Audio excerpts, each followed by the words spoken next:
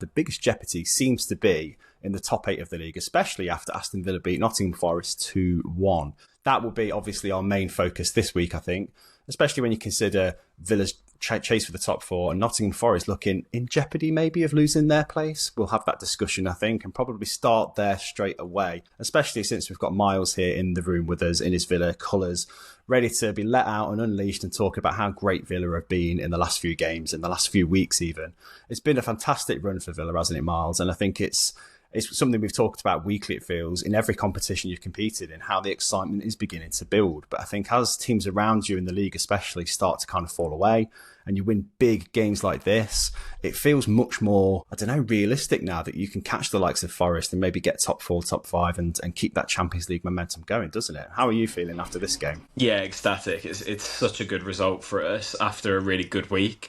I mean, last week I was on the podcast talking about how, yes, I was excited by Villa's form, but the run-in that we have towards the end of the season is really difficult. And it's a lot of the teams around us that are fighting for the same sort of spaces. The good part of that is when you do get a positive result, you're taking points off your competition. And we've managed to do that twice in a week now. Beating Brighton and then following it up with beating Forest is huge, particularly when you consider the rotation that Emery put into this game. 8 changes and you're still able to win a game of this magnitude and rest players with one of the biggest games in the club's modern history come in this week.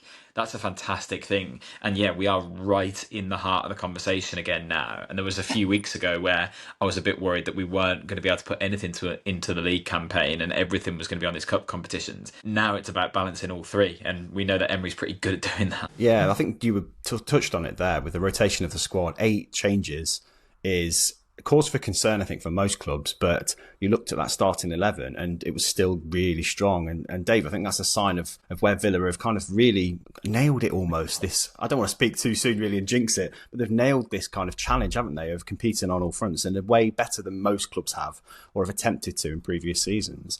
And it puts them in this position where they can go into this Forest game and go 2 goals up within the first 15, 20 minutes and not coast, but almost look a little bit more comfortable for the rest of the game. Now, Miles will probably disagree. The second half was a bit tense, I'll be honest, when Forest started to get back into it. But Villa, for the most part, I think looked in control, I think it's fair to say. Yeah, very in control. And the first half, actually, I think a lot of people would be surprised how comfortable they made it for themselves at time and how much pressure they managed to put on that Forest back line.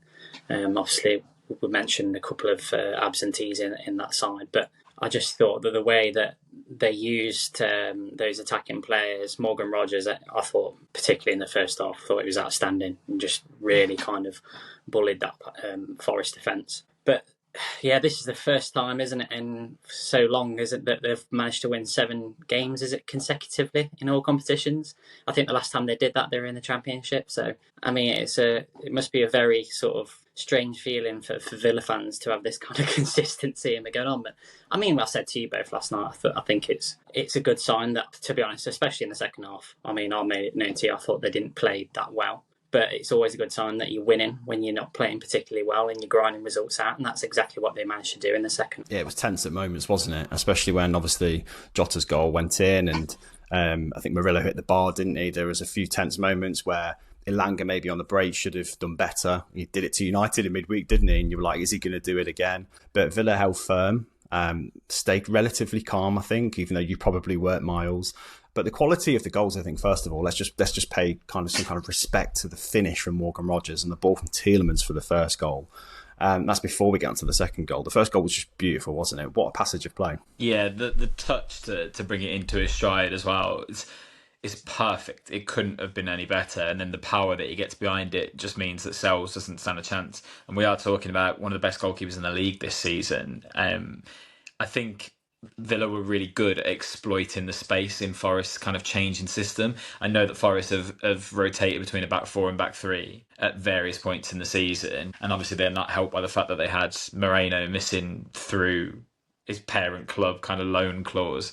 And that meant that they had to bring Morato in quite an unfamiliar position. And it meant that down that left-hand side, Villa were exploiting space constantly. Like Martson looked so dangerous, as we saw for the second goal. But Rogers as well found and occupied that space just inside the channel. And that's where this run comes from. And Tielemans is always going to be able to pick a ball out like that. He's having such a good season. I think he's been so overlooked by so many as quietly having one of the players of the season for me. I think he's been excellent, and that's what Villa needed in that role when you lose Douglas Luiz.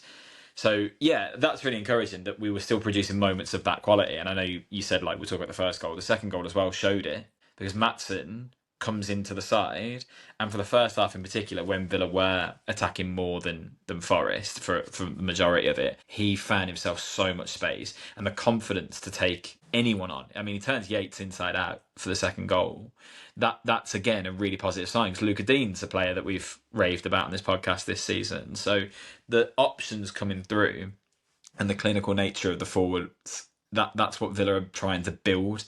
Defensively, we've been a bit suspect at times this season, but you've been able to rely on players like Rodgers for his output, and that's all you need, really. Yeah, you said that second goal, Maatsen to Marlon.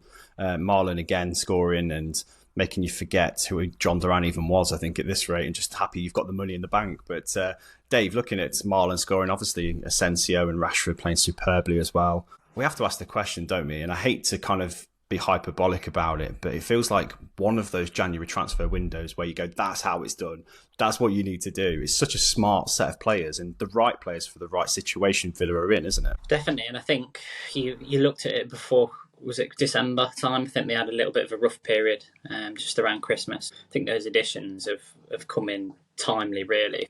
If you look at the run they've gone on now, Asensio, I think the way that they can approach games now is completely different. They have those options there where they can actually afford to rest players. And if you look at, we'll speak about the PSG game, but I think that now it gives them that choice of, I think there's quality and depth rather than just numbers. And you look at some of the players, obviously they've let go over the last year. Now they've arguably got two teams that they can put out that are very good quality.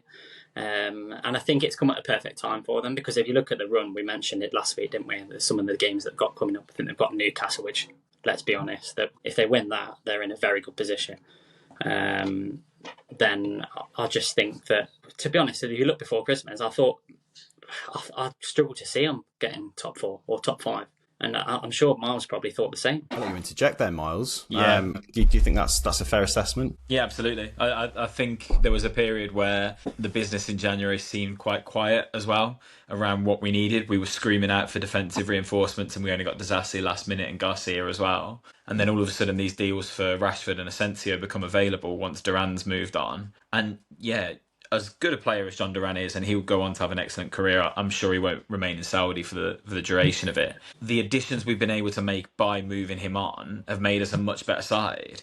We have got a lot in our arsenal now to be able to break teams down. And weirdly, it has provided us with more defensive stability. Of course, we are relying on the fact that injuries have kind of come to an end. Like Torres is fit again. Mings has been amazing since he's come back and really played a huge part in sorting out our defence. We're not conceding anywhere near as many goals since he's been back in the side. But I think also having the attack in play and giving teams so much to worry about on the back foot means that we are worrying about less defensively as well, just by its very nature.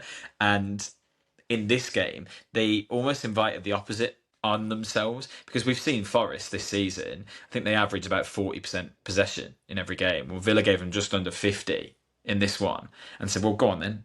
We don't need to press the issue in the second half. We're already leading this game, and we're not going to offer you the space in the counter-attack that you had in the first half. And it worked perfectly. That's why I said to Dave, I felt Villa controlled the second half better than it maybe looked, because yes, they weren't holding on to the ball as much, but I genuinely think that was part of the plan, because we know what Forest can do when they sit deep and then break. So you'd rather let them come onto you a little bit. And I think Villa are being smart in the way they're developing as a side by adding those attacking reinforcements, by solidifying the back line and taking every game as they need to. It was brilliant. Yeah, I tell you what, though, this result really does enough shake up the Champions League places and what that looks like in the table. And I said in my intro, didn't I? The top 8 is becoming probably the only interesting part of the table now. Now so many things have been decided. But